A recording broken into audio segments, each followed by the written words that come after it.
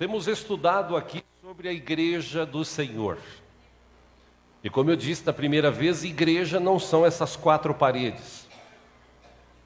A igreja que a Bíblia ensina, igreja que a Bíblia comenta, fala, é a gente, povo. Aqueles que fazem parte do corpo de Cristo. A Bíblia diz que Cristo é o cabeça, a igreja é o seu corpo. Igreja, gente. Uma vez que a gente aprendeu que igreja é gente, existem locais, isso aqui, por exemplo, não é uma igreja, isso é um salão que foi adaptado para a gente prestar cultos a Deus. Existem locais que são construídos como igrejas, mesmo assim, deem o nome de igreja. Agora, a igreja que a Bíblia ensina, que a Bíblia fala bastante, inclusive no Novo Testamento, é a igreja povo, nós. Aqueles que têm Jesus como Senhor e Salvador de sua vida, estes fazem parte do corpo de Cristo. E o corpo de Cristo é a igreja nessa terra. Então nós estudamos aqui na primeira mensagem que a igreja, ela tem que ser viva. Viva no sentido de participar. Viva no sentido de trabalhar. Viva no sentido de se interagir. Na segunda mensagem nós estudamos sobre uma igreja adoradora. O que é uma igreja adoradora? É aquela que vem na igreja, vem no salão, senta, canta, bate palma e vai embora? Não. Adoração vai além disso. Então nós aprendemos aqui o que é ser uma igreja adoradora. Semana passada nós estudamos sobre uma igreja fiel. A igreja que estuda a palavra e é fiel a esta palavra. Aprende e pratica esta palavra. E hoje, para encerrar este ciclo de mensagens, eu quero estudar com os irmãos sobre uma igreja consciente. O que é uma igreja consciente? Primeiro a gente precisa entender o que é consciência. O que diferencia o homem dos animais é justamente a consciência. A maioria de nós vive movido por reações instintivas. Nosso instinto muitas vezes nos move. E é interessante a gente estudar sobre consciência, porque viver uma vida consciente é estar ciente daquilo que nós estamos fazendo, falando, vivendo diariamente. Só que hoje em dia, e também isso não é de hoje, nós vivemos no meio de pessoas, talvez até nós sejamos assim. Muita gente hoje vive no piloto automático. Ele come, ele bebe, ele dorme, ele toma banho, ele pega o mesmo trajeto todo dia para ir trabalhar, ele tem o horário certo de acordar, de dormir, de comer. E tem muita gente que é tão sistemática assim, que é tão piloto automático, que se você mudar uma vírgula, 1 minuto, 5 minutos da vida dessa pessoa, ela vai se perder, ela vai ficar brava, ela vai ficar chateada, ela vai ficar com mau humor durante o dia, porque saiu do piloto automático. É interessante isso. E quando a gente tem consciência daquilo que a gente faz, por exemplo, tem cara que pega um prato de comida, ele não vê a hora de pregar aquele prato de comida assim. Aqui a gente tem uns irmãozinhos assim, vê aquele pratão assim, ele fala assim, ô Jesus, aleluia. 10 minutos comeu. Alguns em 5. Comeu. Piloto automático, encheu a barriga. Aí você pergunta, o que você comeu? Arroz, feijão, carne, ovo. E aí, como é que estava? Estava bom. Não vi nada de diferente. Piloto automático. E quando você tem consciência, você pega a comida, você come, você mastiga, você sente o sabor. Quando você não tem, está no piloto automático, você come. Banho mesmo. Tem cara que toma banho, é o mesmo jeito. Eu já observei, até eu vou tomar banho, eu sou canhoto. Aí eu primeiro, braço direito, braço esquerdo, perna, cabelo, você tá, pá. Esses dias eu estava na casa do irmão e tomou um banho tão rápido que eu até suspeitei, mas amém. Chamado banho tcheco, né? Vai lá e tcheco rapidinho. Quando a gente tem consciência das coisas que nós fazemos, a gente vive bem, e eu arrisco dizer que a gente vive até melhor. O problema é que nós, muitas vezes, não lembramos que nós temos consciência. E por termos consciência, como eu disse, atitudes, palavras, gestos, que nós diariamente mostramos, fazemos, isso vai levar as pessoas a olharem para a gente, seja com um olhar bom, um olhar ruim, mas de alguma forma, essas pessoas e nós mesmos, quando temos consciência do que nós somos como seres humanos, aqueles que são casados, aqueles que são solteiros, aqueles que trabalham, quando nós temos consciência de tudo, quando a gente sabe de tudo, está tudo dentro da mente, e você vive não por viver, mas você vive pensando mesmo, analisando, consciente, pode ter certeza que a vida dessa pessoa, a tendência é a ser melhor e a melhorar a cada dia. Irmãos, eu falo isso porque, graças a Deus, a cada dia que passa em minha vida, eu tenho buscado viver uma vida mais consciente. E Jesus, o nosso Senhor e Salvador, Ele viveu uma vida plena, consciente. Ele sabia quem Ele era, Ele sabia para o que Ele estava aqui nesta terra, para que veio naquela época que Ele veio. Ele tinha um objetivo, Ele tinha um foco e nada mudou esse objetivo, esse foco, porque Ele tinha consciência de quem Ele era e o que precisava fazer. Se nós olharmos à luz da Bíblia, existem vários exemplos na Bíblia de pessoas conscientes, e no sentido de pessoas conscientes que agiam de uma forma para o lado bom, e pessoas conscientes que agiam de uma forma má. Por exemplo, a gente vê José. José era um camarada que com 17 anos de idade ele foi vendido pelos seus irmãos. Seus irmãos o odiavam tanto que um dia armaram uma situação e ele foi vendido. Mentiram para o seu pai Jacó e José acabou indo escravo para o outro lugar. Mas o que me chama a atenção na vida de José, apesar de 17 anos de idade, ele era um rapaz tão consciente, eu acredito que o seu pai Jacó o ensinou, gastou tanto tempo com ele, que mesmo num outro lugar, outra cidade, outra cultura, escravo, lá onde ele estava consciente. Eu sou José, filho de Jacó, que serve um Deus vivo e poderoso, e esse Deus vivo e poderoso está comigo todo o tempo, e Ele cuida de mim como sempre cuidou. Ponto. Consciente.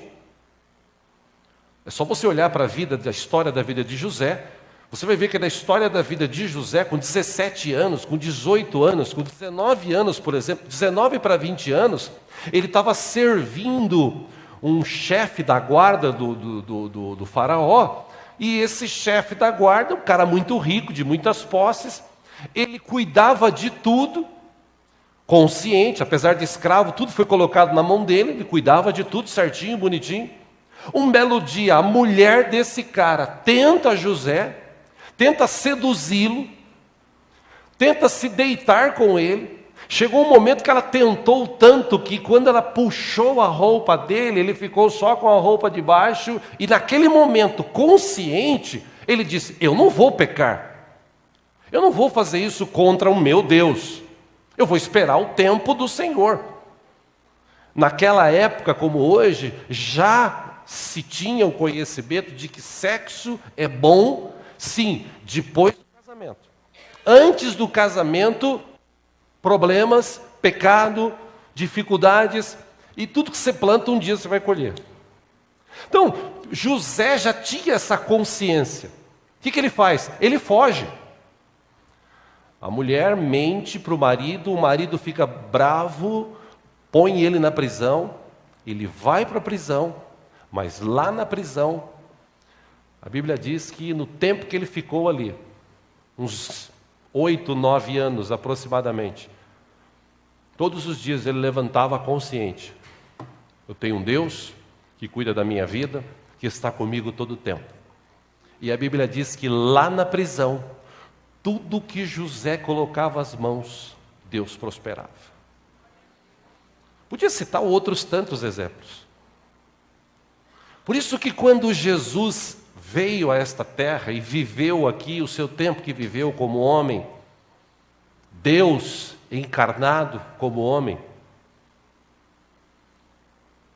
Jesus ensinou principalmente nas bem-aventuranças. Jesus gastou ali umas 3 horas, 2 horas e meia, 3 horas, mostrando para o povo, e é interessante que foi registrado na Bíblia.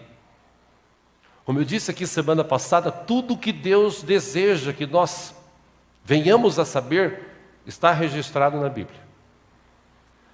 E Jesus, quando ele tem uma multidão que estava o seguindo, ele se reuniu no alto do monte, muita gente embaixo. Jesus começou um dos seus ensinamentos, Mateus registrou isso, as bem-aventuranças, você já deve ter lido quase que todas elas. Desculpe, texto onde se ensina sobre bem-aventurado, e bem-aventurado é aquele que é feliz.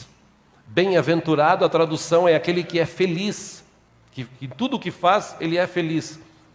Então Jesus deu algumas dicas, e no meio dessas dicas de ser bem-aventurado, ele dá um tempo e diz para o povo, isso está em Mateus capítulo 5, anote aí você que gosta, acompanhe aqui no telão, versículo 13 até o 16. Jesus disse: vocês que estão aqui comigo, vocês são o sal da terra. Mas se o sal perder o seu sabor, como restaurá-lo?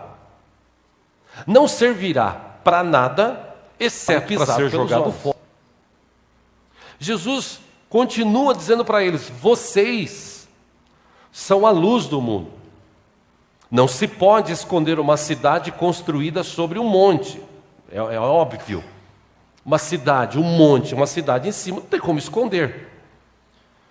Por isso que ele diz: e também ninguém acende uma candeia e a coloca debaixo de uma vasilha. Ao contrário, coloca-a no lugar apropriado e assim ilumina todos os que estão na casa.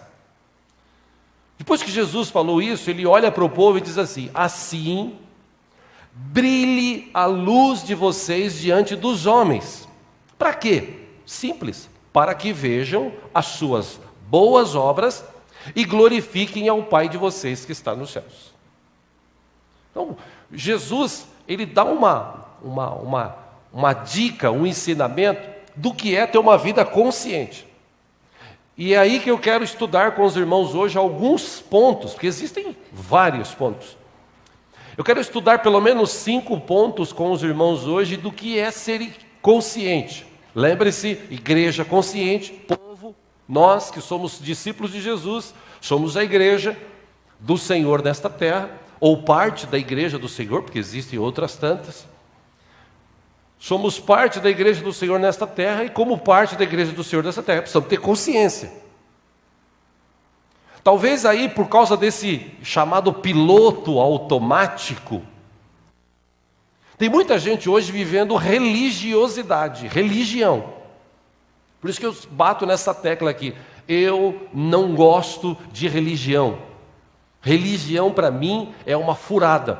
Porque religião mata, religião destrói, religião afasta as pessoas, religião cega as pessoas. Então, para mim religião não serve. Apesar do verbo, da palavra religião, que é uma palavra que veio do latim, traduzindo para o português quer dizer religar.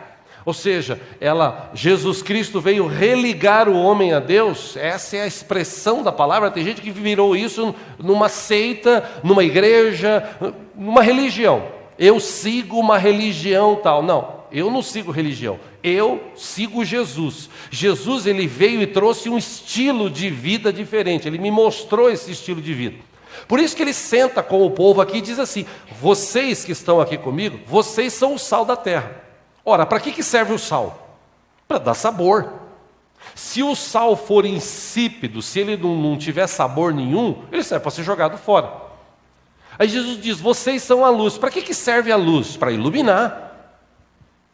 Então não adianta esconder-se no alto do monte, porque cidade no alto do monte vai aparecer. Então não adianta vocês se esconder, vocês têm que ser conscientes.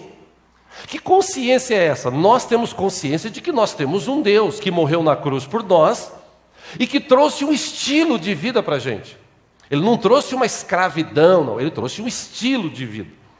E nesse estilo de vida, por isso que eu amo a Bíblia, e nós falamos sobre isso semana passada aqui, nesse estilo de vida que a Bíblia nos ensina, tudo o que Deus deseja para nós, e esse talvez seja o engano das pessoas, que as pessoas, muita gente que segue religião, eles não estudam a Bíblia, eles não leem a Bíblia, porque sabe que a Bíblia vai confrontar.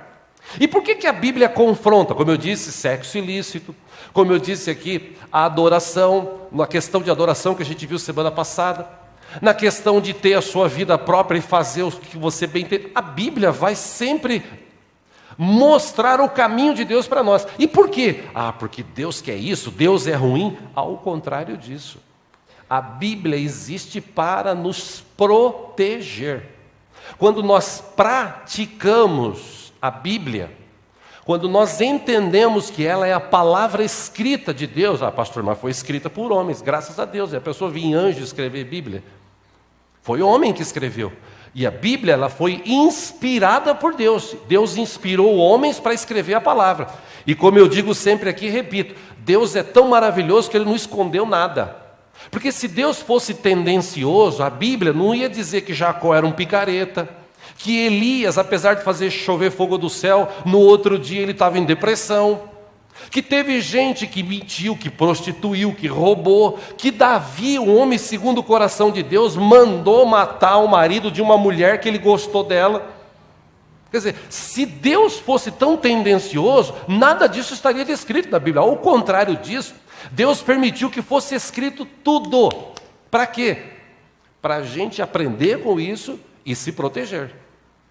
Para não tomarmos a atitude de Jacó, que Jacó era um tremendo de um mentiroso, de um picareta, e você vê como é que aquela história de Gálatas 6,7, que muita gente não acredita, Gálatas 6,7 diz o quê? Tudo que o homem plantar, ele vai colher.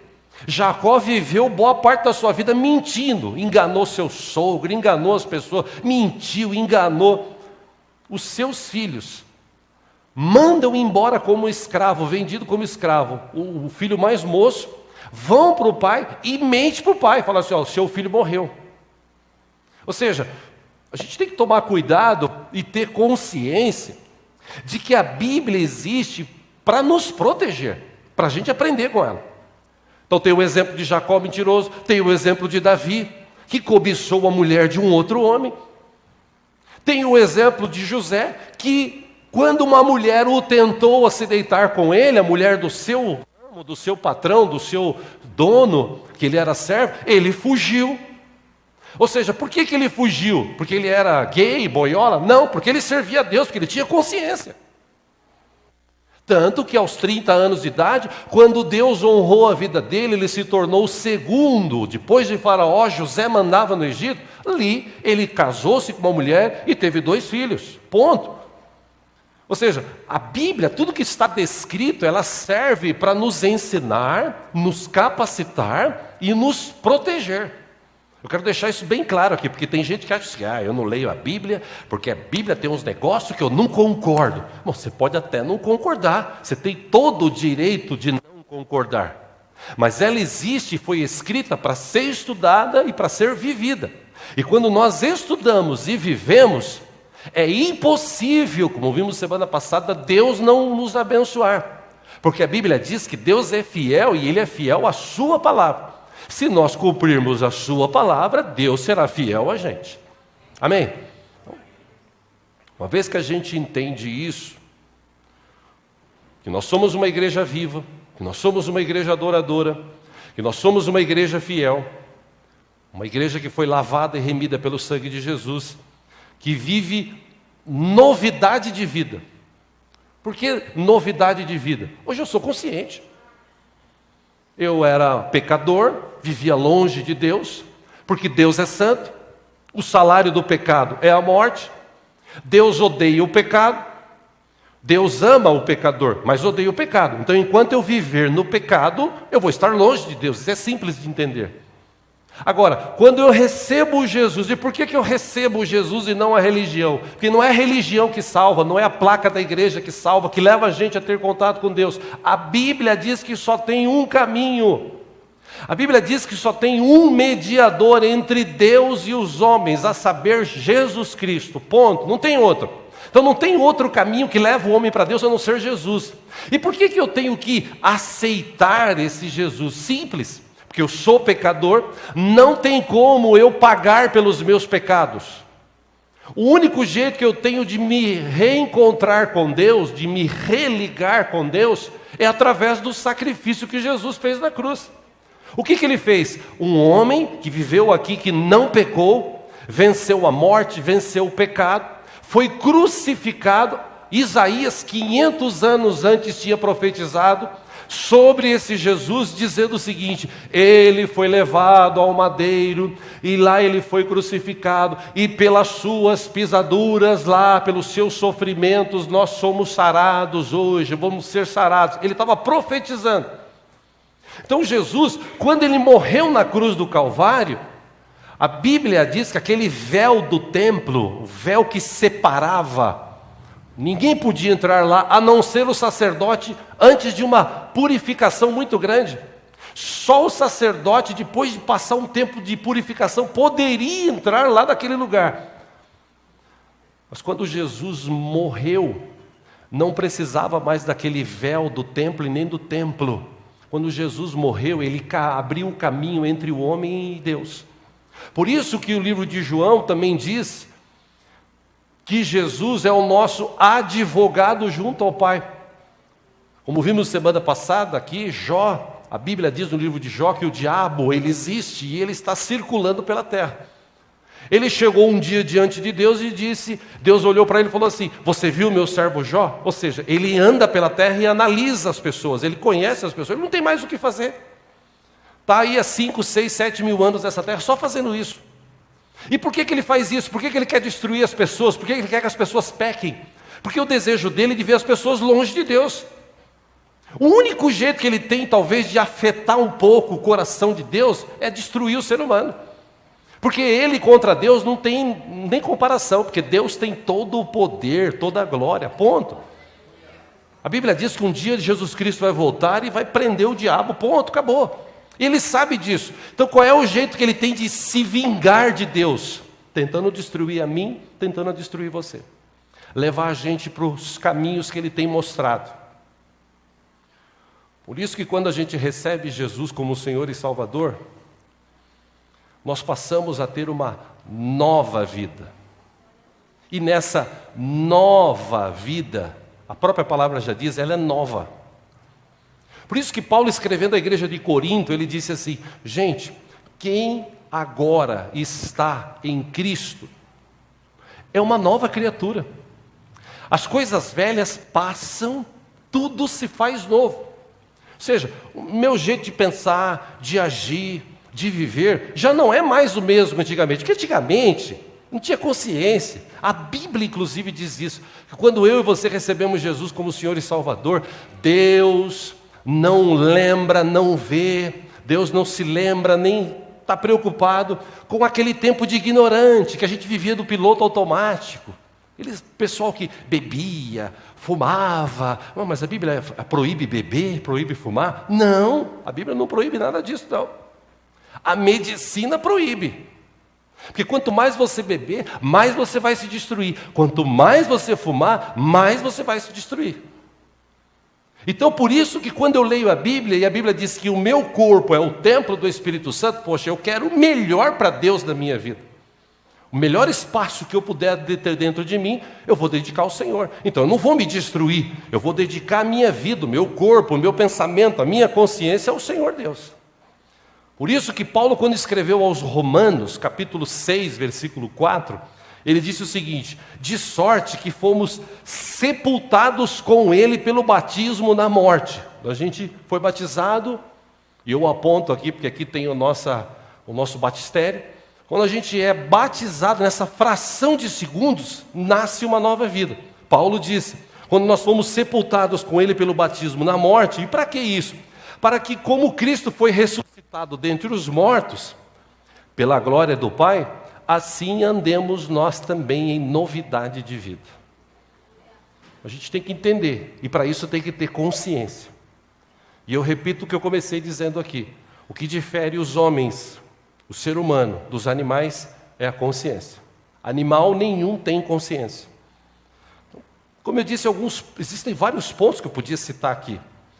Quero citar alguns desses pontos, 5 pelo menos deles, que no meu coração eu vejo pertinente a gente aprender com eles para ter uma vida até melhor.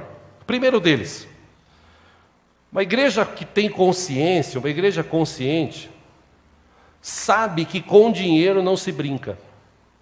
Com dinheiro não se brinca. E por que eu estou falando isso?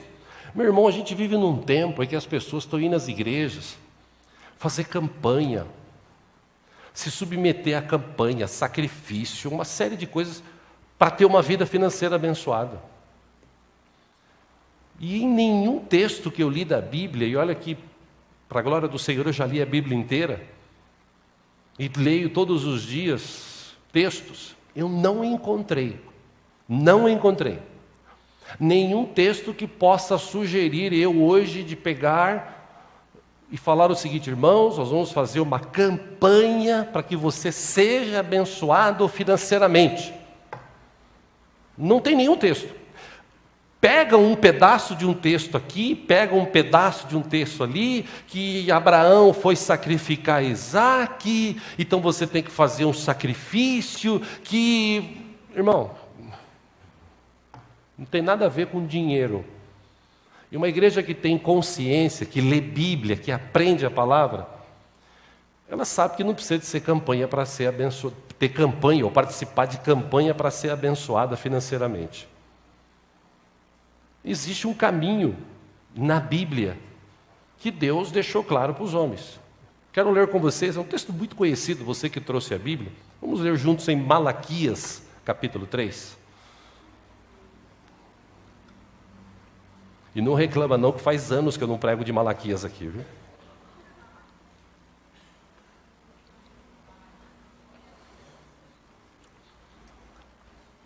Uma igreja consciente sabe que com dinheiro não se brinca. Onde é Malaquias? Abre Mateus e volta um livro, você acha Malaquias. Mamata, hein?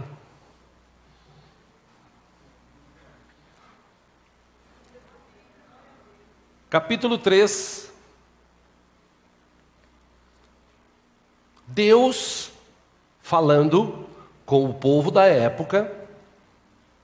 Deus falava através de profetas. Malaquias era um destes, ou foi um destes profetas. Deus trata o povo dele, dando algumas dicas aqui desse texto. Vamos lá.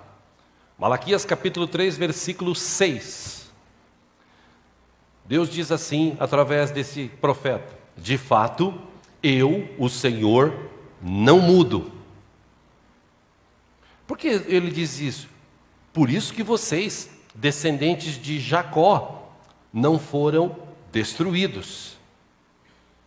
E por que descendente de Jacó? Por que ele não escreveu descendente de Israel? Já que quando Jacó teve um encontro com Deus, a Bíblia diz, lá no livro de Gênesis, que quando Jacó teve um encontro com Deus, quando ele encontrou-se com Deus mesmo, que ele conheceu a Deus, ele se arrependeu tanto que ele não queria largar dessa presença maravilhosa. E a Bíblia lá no livro de Gênesis ensina que no dia que ele encontrou com Deus, Deus mudou a vida dele, ele começou a viver uma novidade de vida. E nesse dia Deus mudou o nome dele, de Jacó para Israel. Porque Jacó, a raiz da palavra Jacó quer dizer picareta, embrulhão, salafrário, tudo que você pode imaginar relacionado a isso. Por isso que quando ele se encontra com Deus, e nesse encontro a vida dele muda, ele passa a partir daquele dia a viver em novidade de vida. É só você ler no livro de Gênesis, Deus muda o nome dele. Agora, Deus está falando aqui aos descendentes dele. E por que Deus, em vez de falar aos descendentes, vocês que são filhos de Israel? Não, Deus fala, vocês que são descendentes de Jacó. Por quê? Versículo 7. Porque desde o tempo dos seus antepassados, vocês se desviaram dos meus decretos e não lhes obedeceram. Voltem para mim e eu voltarei para vocês, diz o Senhor dos Exércitos. Mas vocês perguntam, como voltaremos? Versículo 8, pode um homem roubar de Deus? Contudo, vocês estão me roubando. E ainda perguntam, como é que te roubamos? Deus responde, nos dízimos e nas ofertas. 9, vocês estão debaixo de grande maldição, porque estão me roubando. A nação toda está me roubando. Aí Deus dá uma dica. E por que Deus dá essa dica? 10. Tragam o dízimo todo ao depósito do templo, para que haja alimento, em algumas versões, mantimento, manutenção em minha casa. Aí Deus diz, ponham-me à prova e vejam se não vou abrir as comportas dos céus e derramar sobre vocês tantas bênçãos que nem terão onde guardá-las. E por que Deus está falando isso?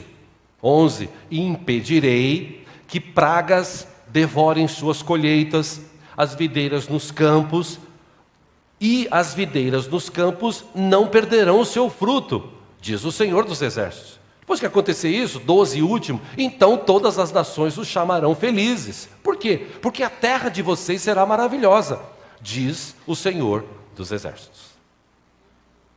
Então, se você olhar à luz desse texto, é que tem gente que fala assim, não, o dízimo, oferta, é do Velho Testamento. Tá? Só que quando é para benefício próprio, esperei com paciência no Senhor, e Ele ouviu o meu clamor, Velho Testamento, serve. Eu e minha casa serviremos ao Senhor, Velho Testamento, serve. Agora, quando eu falo de dízimo, Velho Testamento, não serve. Por quê? Porque agora eu vivo no Novo Testamento. Tá. Mas Jesus, em Mateus 23, quando ele estava com uns judeus lá, que estavam inquirindo ele, perguntando coisas para ele, falou assim, escuta aqui, o que eu devo fazer? Eu sou fiel no meu dízimo, minha oferta. Jesus disse, olha, continue sendo fiel nisso, naquilo, aquilo outro, e aprenda a amar, aprenda a perdoar. Ou seja, Jesus não aboliu isso. E para ajudar isso, no livro de Gálatas, capítulo 3, no finalzinho do texto, diz que todos aqueles que têm Jesus como Senhor e Salvador de suas vidas são descendentes de Abraão. Quem foi Abraão? O pai de Isaac, o pai de Jacó. Ok? Quando eu entendo isso, e por que eu não entendo isso? Piloto automático. Recebo o meu salário, pago tudo. E aí não sobrou. Aquela história que eu já falei aqui do menininho que o pai dá 2 moedas para ele levar para a igreja. Ele falou, filho, vai lá, ó, isso aqui, ó, R$1 é para você, R$1 precisa dar de oferta. Tá bom. Ele põe no bolso. No meio do caminho ele tropicou, caiu, uma moeda caiu dentro do bueiro. Ele falou, ó Deus, a tua está indo embora. Mais ou menos assim. E por que isso? Simples, não tem consciência. Que consciência que eu tenho que ter em relação a dinheiro? Da onde vem o dinheiro? Do fruto do meu trabalho. Quem que te dá saúde para trabalhar? Quem que te dá capacidade de produzir riqueza segundo a Bíblia? Quem que abre a porta e ninguém fecha? Tudo, diz a Bíblia, vem de Deus. Então, o que eu faço? Eu pego 10%, eu sei que tem gente que pode estar ouvindo, assistindo, que não concorda, até aqui no auditório, eu estou te explicando algo na Bíblia. Eu pego 10% e entrego ao Senhor. Por quê? Porque Salomão, o cara mais rico dessa terra, o cara mais rico que houve nessa terra, Salomão, ele escreveu lá no Provérbios capítulo 3, ele disse, honre ao Senhor o teu Deus com as primícias primeiras, primícias de toda a tua renda. Se você fizer isso, os seus lagares estarão cheios. Provérbios 3. Quando eu tenho consciência, eu faço parte de uma igreja consciente, o que eu faço? Para me proteger. Por que para me proteger? Está claro aqui do texto. Deus está falando o seguinte: Deus, impedirei que pragas devorem as suas colheitas e que as suas videiras continuem dando frutos. Eu, diz o Senhor, impedirei. Bom, uma outra versão da Bíblia, a versão antiga do João Ferreira de Almeida, diz que existe um ser chamado devorador, que devora. Então Deus deixou um caminho. Você quer ter uma vida abençoada financeiramente? Existe um caminho. Você vem, confia em mim, contribui para que haja manutenção na minha casa. Ah, pastor, mas eu não gosto de dar dízimo na igreja, porque eu não sei o que o pastor faz com o dinheiro. Eu não sei o que é feito com o dinheiro. Irmão, isso não é problema teu. Se o pastor pega o dinheiro e vai para um motel, vai viajar, como tem muitos que fazem isso daí, problema dele para com Deus. Importante é que você tenha consciência do seguinte: eu sou servo de Deus, eu dependo de Deus, eu confio em Deus. De que forma? Quando eu recebo o meu salário, eu separo a parte, vou entregar ao Senhor. E eu não faço assim com aquele negócio: ai meu Deus, eu vou lá na frente, Jesus amado.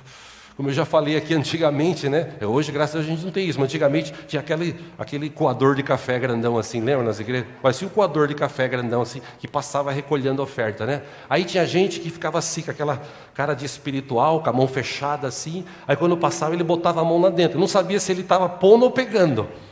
Ele só abria a mão lá dentro, né? Então hoje aqui, até que na igreja teve um caso de uma vez, um irmãozinho que vinha aqui, ele veio aqui na frente e eu estava ali atrás, não tive como não observar, que na hora de ofertar ele pôs a mão na frente assim e colocou a oferta dele. E Deus não está preocupado com valores. Ah, eu vou botar pouco, o que eu vou achar? O importante é o que você pensa em relação a Deus e o que Deus pensa em relação a você. Quando a gente lê esse texto de Malaquias, e a gente entende que serve para a gente, o que a gente faz? Para me proteger, eu cumpro a palavra, eu sou consciente, poxa. Eu sou consciente. Mas tem uma igreja dizendo que para você ter a bênção, a riqueza de Deus, você precisa fazer um sacrifício, você precisa dar tudo. Porque Abraão deu Isaque, que era o seu tudo. Pô, aquilo ali foi Abraão e Deus, e ele deu Isaque. Deus não quis Isaque. Deus poupou a vida de Isaque e Abraão confiou no Senhor, e isso foi lhe imputado como justiça. Ponto. Agora, pegar um texto desse e falar assim, dá o seu tudo. Irmão, pelo amor de Deus, Deus não precisa de tudo. Na verdade, Deus não precisa de nada. É que Deus deixou um mecanismo registrado na sua palavra para que eu e você tenhamos uma vida abençoada. Em tempos de crise, eu não vou viver a crise, eu vou viver a bênção do Senhor Jesus Cristo sobre a minha vida. Mas e se eu perder meu emprego? Eu vou confiar no Senhor, porque Deus vai abrir a porta de alguma forma. Eu tenho Deus, Ele está comigo, Ele está vendo a minha vida, Ele me acompanha, Ele sabe que eu sou fiel à sua palavra, ponto. Eu sou consciente disso. Agora, quando a gente está nesse piloto automático, a gente ouve e fala, depois que eu não dou o dízimo, não sei não, mas o que será que estão fazendo com o dízimo? Ah, mas para que eu vou dar o dízimo? Ah, mas será que eu dou o dízimo do bruto, do líquido, do sólido, do gasoso? Como é que eu faço? Gente que fica preocupada com isso. Por quê? Porque não entende a palavra. Quando eu tenho consciência, igreja que é consciente, ele sabe que com dinheiro não se brinca. Amém, irmãos? Agora, se você é ou não, é você com Deus. Segundo, uma igreja consciente sabe da sua identidade. Eu sei da minha identidade. Eu sei de onde eu vim e sei para onde eu vou. Sei o que sou hoje. Conheço a minha identidade. Jesus deu uma dica sobre isso. No livro de Mateus, capítulo 12, acompanhe aqui. Versículo 33 e diante, ele disse, considerem. Eu já preguei sobre isso aqui ano passado, retrasado. A arte de considerar. A arte de considerar. Porque Jesus não está falando assim, olha os lírios do campo, olha os passarinhos. Jesus fala, observe. Em algumas versões, considere. O que é considerar?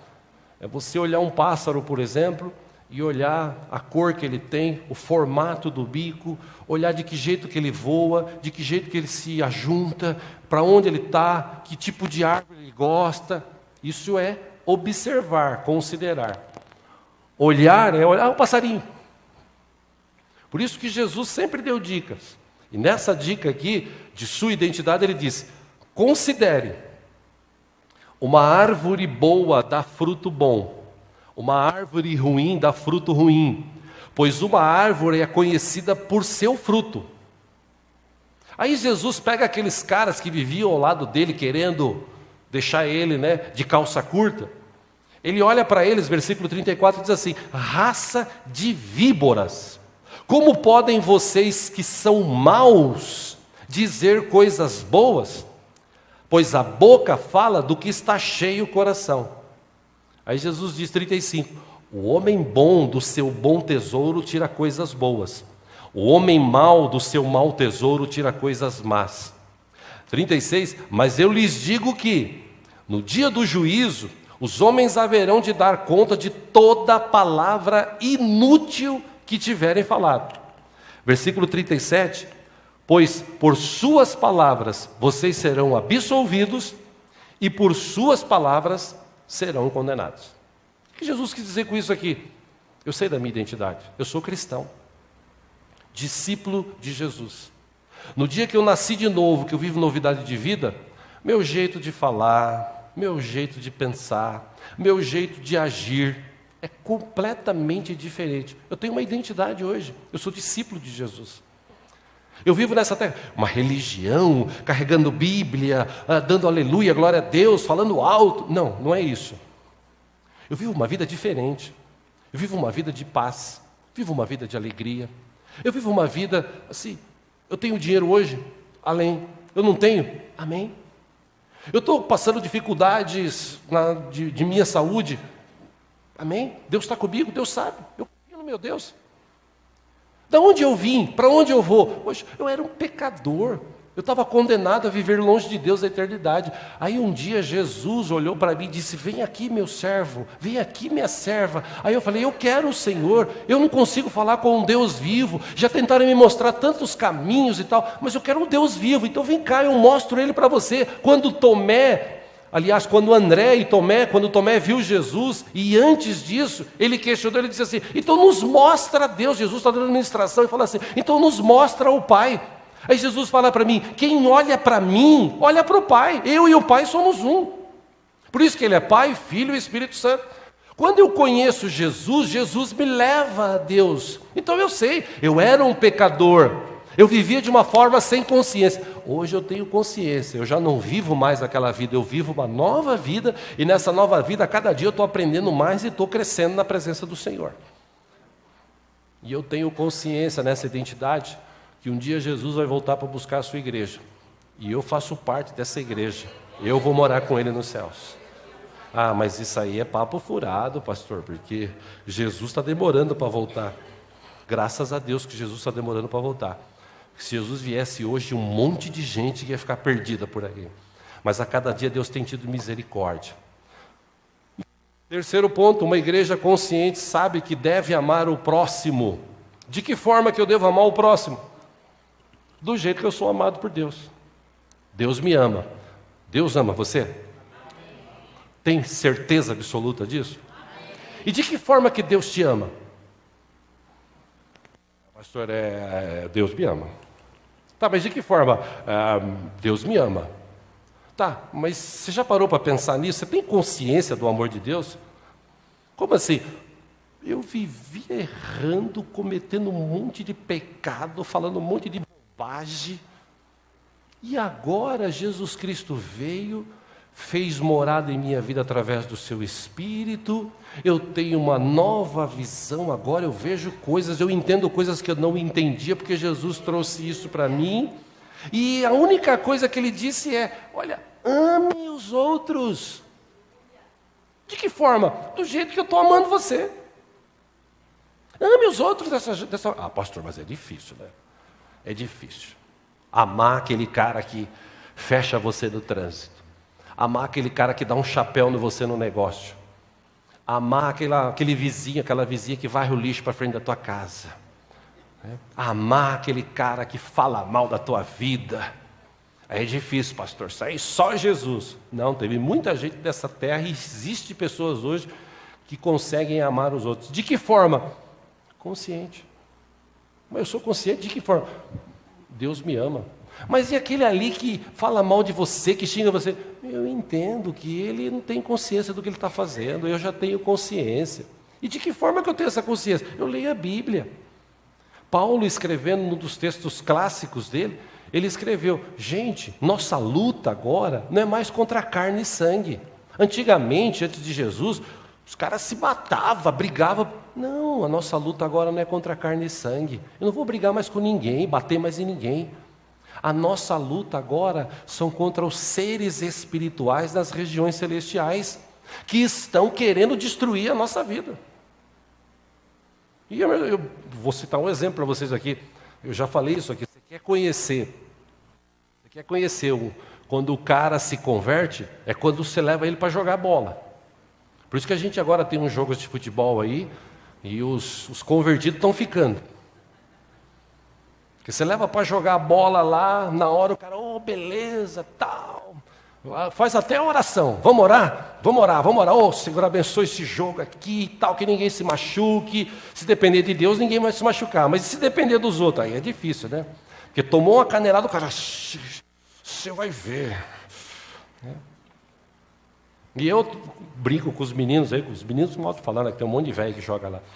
Mas a gente brinca de terça-feira, eu estou lá mais mesmo para me divertir, para dar risada, porque eu dou tanta risada com esses caras jogando bola, um é pior que o outro, né? Tem uns que gostam de dar uma de bom, mas esses que gostam de dar de bom a gente derruba. Agora, aqueles que são ruizinhos, então a gente toca bola, dá risada, cansa, senta, agarra. Né? Esses dias aí, terça-feira passada, o Bruno estava jogando, e o Bruno é quase do meu tamanho, qualquer coisa menor, mas o bicho é forte, né? E ele de costas assim e tal. Na hora que ele foi e lançou a bola para ele já me segurou aqui, porque o cara tem noção de futebol, né? Já me segurou, e eu ali brincando, né? Ele me segurou, tal, empurrou e virou e marcou um gol. E aí, pastor, eu falei, na próxima você cai. Que eu estou brincando, agora você quer jogar sério, vamos jogar sério. Não, estou brincando também, então na próxima vai devagar. Estou ali para manter a paz. Mas você quer conhecer um cara, se converteu, leva para jogar bola. Lá o cara se revela. Que se ele se converteu, o cara toma uma cacetada, glória a Deus, aleluia. Tomou cacetada e xingou, já quer brigar, bater, a gente já sabe. Enfim, Jesus disse isso. Ame os outros. De que forma? Consciente. Deus já nos levou a um nível espiritual, e eu louvo a Deus por isso. Deus tem nos levado para um nível espiritual maior. A gente tem aprendido tantas coisas. E quanto mais consciente nós formos, melhor será a nossa vida.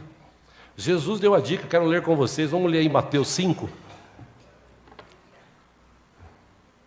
Já estou encerrando, falta só 42 pontos aqui. Tá? Mateus capítulo 5, versículo 43.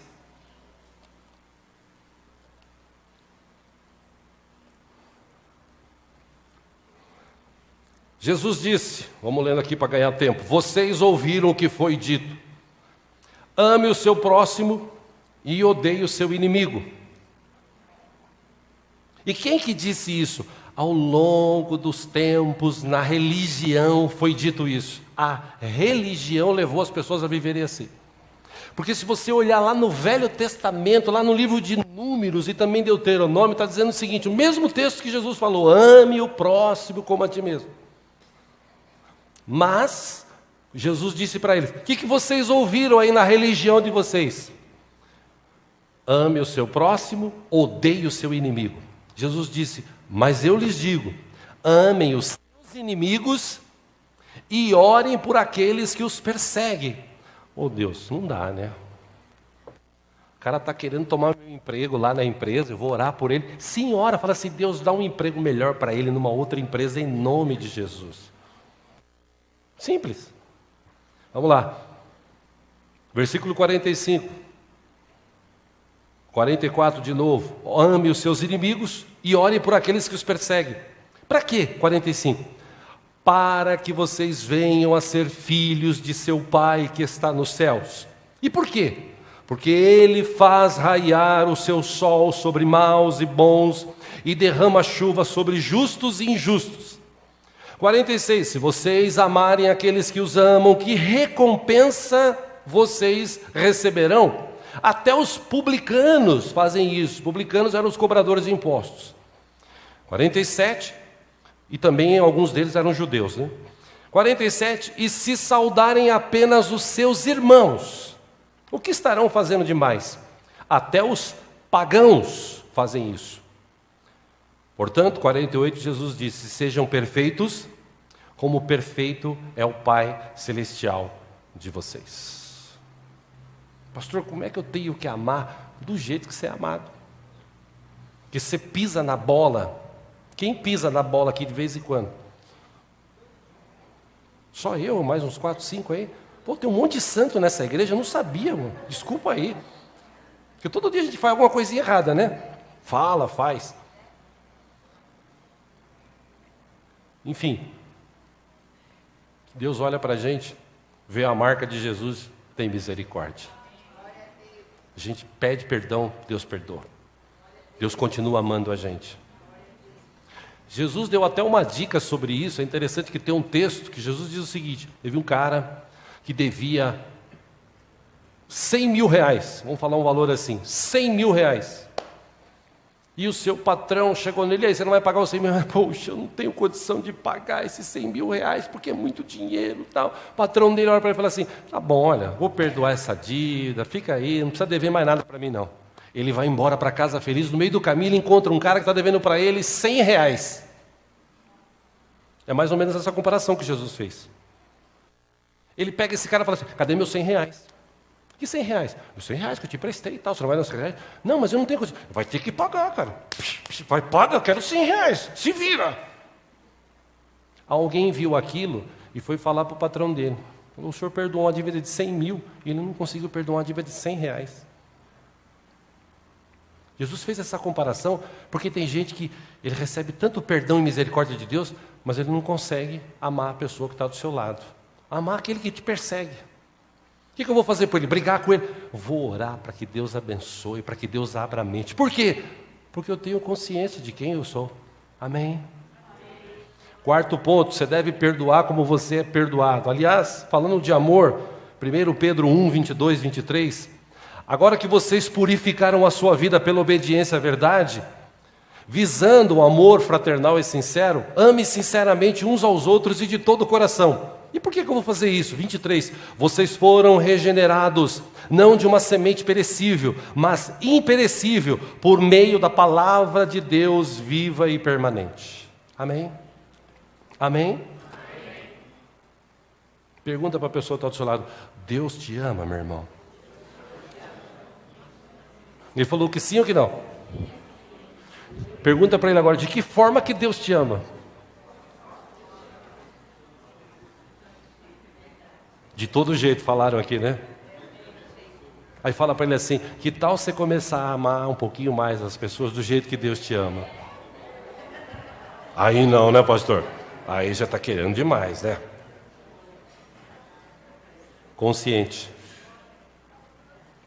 Quarto, uma igreja consciente sabe que deve perdoar como é perdoado. Mateus capítulo 7, versículo 1, nas bem-aventuranças, Jesus disse: não julguem, para que vocês não sejam julgados. Não julguem, para que vocês não sejam julgados. Versículo 2: pois da mesma forma que julgarem, vocês serão julgados. A medida que usarem, também será usada para medir vocês. Lá naquela oração dominical, Jesus ensinou o seguinte, Mateus 6,12: Pai, perdoa as nossas dívidas, assim como nós perdoamos os nossos devedores. Perdoa desse jeito, tá, Deus? Que é bacana aquela oração dominical de Jesus, né?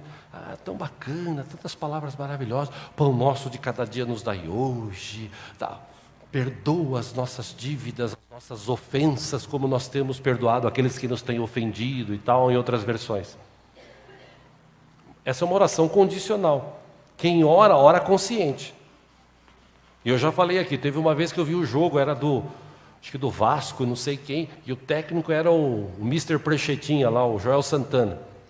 E ele reuniu os caras no meio do campo, e aí, gente, vamos lá, e tal, nós temos que ganhar, e vamos aqui rezar. Aí, Pai nosso que estás no céu, santificado seja o teu nome, venha o teu reino, venha a nós o teu reino, seja feita a tua vontade, assim na terra como no céu, perdoa os nossos devedores, assim como somos perdoados.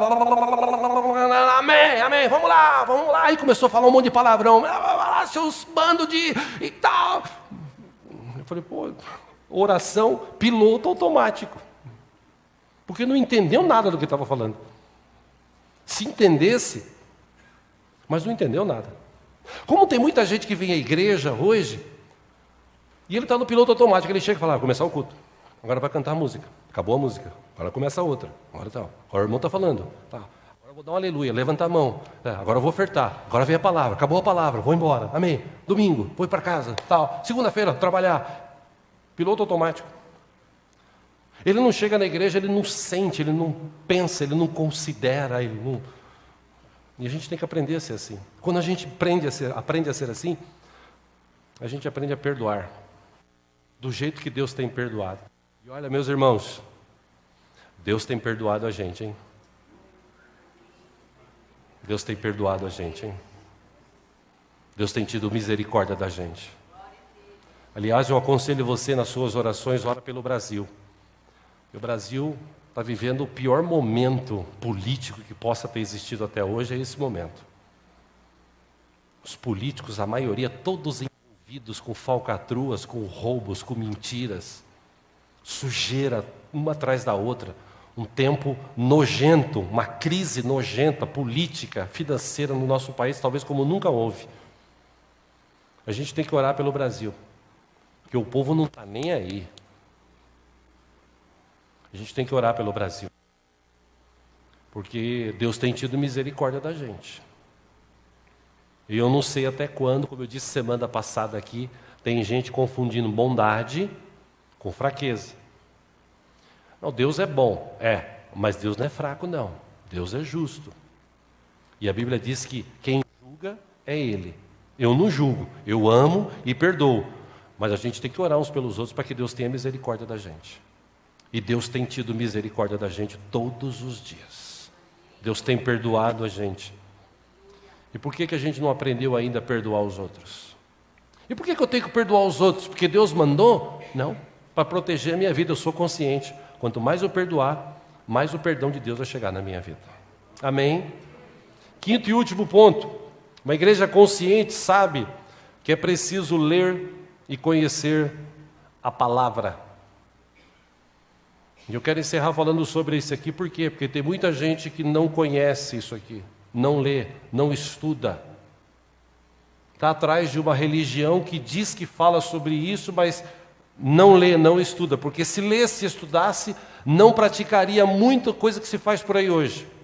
E eu estou falando até de igreja evangélica, que fala da Bíblia, mas pinça textos e usa esses textos ao seu bel prazer.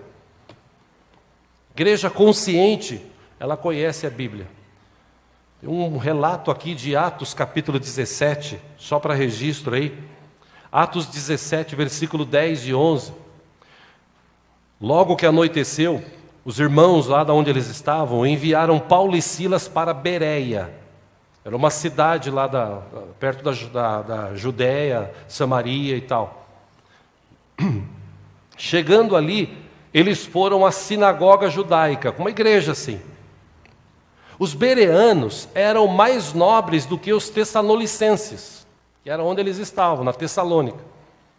Por quê? Porque eles receberam a mensagem que Paulo e Silas foram pregar, eles receberam essa mensagem com grande interesse, examinando todos os dias as Escrituras para ver se tudo era assim mesmo. Então ele examinava. Vocês sabem, eu não preciso ficar aqui falando, nem quero julgar ninguém, pelo amor de Deus. Mas tem cada loucura que está sendo feita em nome de Jesus, em nome de Deus. Mulher com o pé ungido, passa a mão no pé dela, deixa uma oferta, é curado. Cara cuspindo água na boca do outro, jogando água na cabeça, dizendo que é o Espírito Santo. Tem um monte de coisa por aí hoje. Tá, fez. Aonde está escrito isso na Bíblia? Que eu tenho que passar a mão no teu pé para ser curado. E ainda deixar uma ofertinha do lado. Onde está escrito isso da Bíblia? Como o povo não conhece, eu tenho que ir lá, então eu vou passar a mão, no chulé ou não vou passar. Porque não conhece a Bíblia. Porque se conhecesse a Bíblia, não ia nessas coisas. Igreja consciente, ela precisa saber que ela tem que conhecer a palavra. Mateus 7, 24, Jesus disse o seguinte: portanto, quem ouve estas minhas palavras e as pratica, é como um homem prudente que construiu a sua casa sobre a rocha. Caiu a chuva, transbordaram os rios, sopraram os ventos e deram contra aquela casa e ela não caiu. Por quê? Porque ela tinha alicerces na rocha. A rocha é Jesus. Jesus é a palavra escrita de Deus está aqui. Se eu ouço e não pratico, eu sou como aquele que constrói uma casa na areia, vem um vento e derruba, eu sou enganado. E Deus não quer que você seja enganado. Por isso que eu estou falando, Ele deixou a Bíblia para ler. Mas na hora de ler tem o quê? Tem o jogo. Na hora de ler tem o quê? Tem a novela, tem o filme, tem o programa, tem o shopping, tem coisa. Mas eu não posso assistir jogo, novela, programa, shopping? Pode. Mas você tem tempo para ler a Bíblia? Você gasta tempo? Porque tem gente que fala assim, eu vou ler hoje o livro de Salmo, aqui está aberto, no Salmo 119. Jesus tem cento e lá vai fumaça de versículo. Nossa, é muito. Vou pegar um salmo menor aqui. Não, eu vou ler o Salmo 119. Ele leu o primeiro, o segundo, o terceiro, no 10º ele já está assim, Jesus. Acorda 3 horas da manhã com a Bíblia em cima do joelho lá, dormindo. A gente precisa gastar tempo lendo a palavra. A Bíblia existe para nos capacitar, para nos proteger, para nos ensinar. Amém? 1 Timóteo, último texto, capítulo 4, versículo 1 e 2. Paulo escrevendo ao Timóteo, que era um dos pastores da igreja lá daquela época, ele disse: o Espírito diz claramente que nos últimos tempos alguns abandonarão a fé e seguirão espíritos enganadores e doutrinas de demônios. O Espírito diz claramente que nos últimos tempos alguns abandonarão a fé e seguirão espíritos enganadores e doutrinas de demônios. Tais ensinamentos vêm de homens hipócritas, mentirosos, que têm a consciência cauterizada. Consciência cauterizada. E eu encerro falando aqui, que eu já falei sobre isso no passado, eu repito, para quem não ouviu, ouça. Tem um amigo, hoje pastor, muito abençoado, mas lá atrás, 25 anos atrás, ele fazia viagens e tal, e nessas viagens, como motorista de ônibus, lá para o Paraguai, esses lugares, ele acabou conhecendo uma mulher, uma senhora. E numa dessas viagens, acabou se envolvendo com essa senhora e toma um whiskyzinho, um vinhozinho, fuma um cigarrinho. E numas outras viagens, a mulher levou a filha. E a filha, bonita, se envolveu. Ou seja, ele se envolveu com as duas. E era casado. E filhos. Um dia, quando eu o encontrei durante a semana, a gente sentou assim, perto de um lugar onde... uma oficina de um amigo em comum, a gente sentou perto assim, encostou na parede. E eu olhei para ele e falei assim, cara, você não tem consciência do que você está fazendo? Você conhece Deus? Você já recebeu Jesus, foi batizado, você está vivendo essa vida. Ele falou para mim assim, Diego, na minha mente parece que está assim cauterizado, eu sei de tudo isso, mas para mim, E a gente está vivendo isso hoje. Gente que tem a mente cauterizada. É igual cicatriz, eu tenho cicatrizes aqui, no braço, que eu caí de bicicleta, há uns 4 anos atrás. Enfim. 40 não dá, mas 30 dá. Enfim, caí, eu estava andando de bicicleta na porta da igreja, eu, um amigo meu, e a gente era os bons da bicicleta, né? Uma coisa, eu era bom, isso eu garanto. Era tão bom que eu ficava de pé assim, atrás na garupa, com a mão assim erguida, e descia a descida na frente da igreja. E as menininhas da igreja... E um belo dia, desequilibrei, pá, no asfalto, raspei o queixo. Perfeito! E eu tenho essa cicatrizinha aqui. Eu sei que ela está aqui, ela não incomoda. E tem muita gente assim, o pecado está batendo na porta dele, está vivendo no pecado, vivendo a mentira, não ama, não perdoa, ele não tem consciência, ele está no piloto automático. Mas eu estou indo na igreja. Tem muita gente assim, infelizmente, que está indo à igreja, que não conhece Jesus, que não tem relacionamento com Ele, que tem religião, mas religião não salva ninguém.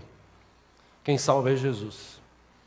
E é por isso que Ele deu a sua vida na cruz por nós, para que nós pudéssemos viver hoje aqui sem sermos mais enganados, ter uma vida consciente. Eu creio que o desejo de Deus para nós é que sejamos uma igreja consciente. Amém? Vamos ficar em pé, vamos orar?